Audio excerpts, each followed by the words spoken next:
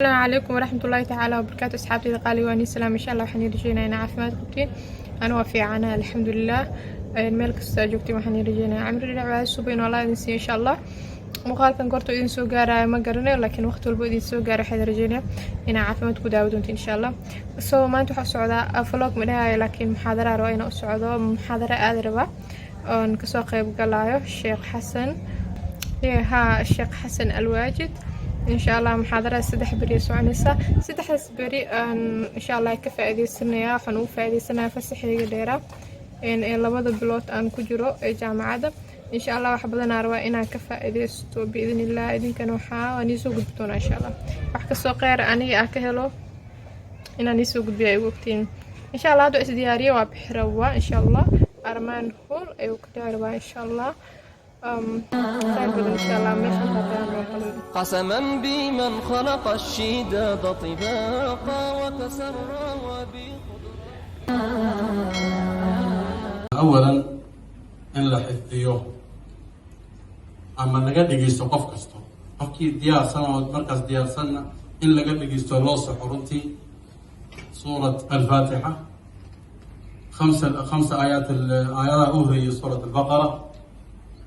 آية الكرسي آمن الرسول لا يكلف الله نفسا إلا وسعها قل هو الله أحد قل أعوذ برب الفلق قل أعوذ برب الناس فقط يقول أذكار بإذن الله تبارك وتعالى أنت سوحك كافنا يا بنتي قرش بدن أبحن له أبحن له سبحانه أما أديك وحويان كوما جحاجة لهاد أي كوبا بادنا يعني خاصة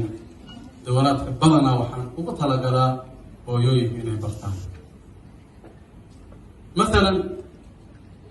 عنقا هبينكي مثلا هود كسو كعب صص أو كلا أما وحويان وهن بلا صو كده كلية وحقوبها هي ماما إني سوي سقالته إلهي القرآن يسلكو أخرسه وهذا قرن سلاكين سورة الفاتحة تضمن هذا يكون أخرسه شكل أنوي عنقاس إنه هردا يوديها باليقين مركا عنقاس إن قف كلو أو قرآن صار ملكوها. الحمد لله هذا إن صلاة سود كنا بعد صلاة ما أسكتوا لعبنا نامش نقول كلو لعبنا محاضرة وإحنا ورجنتها إن ورجنتها وقت زايد أو فرح سنة مامته يعني أنت شايفين وحالة فرح سنة وحق سودوينا عشاء أنا قف على لندن وقفك إيه تهاي سودو عشاء وهذا ورنتي السلامة يا رمان دعوضياشة قيمها بدن عنكم السلام عليكم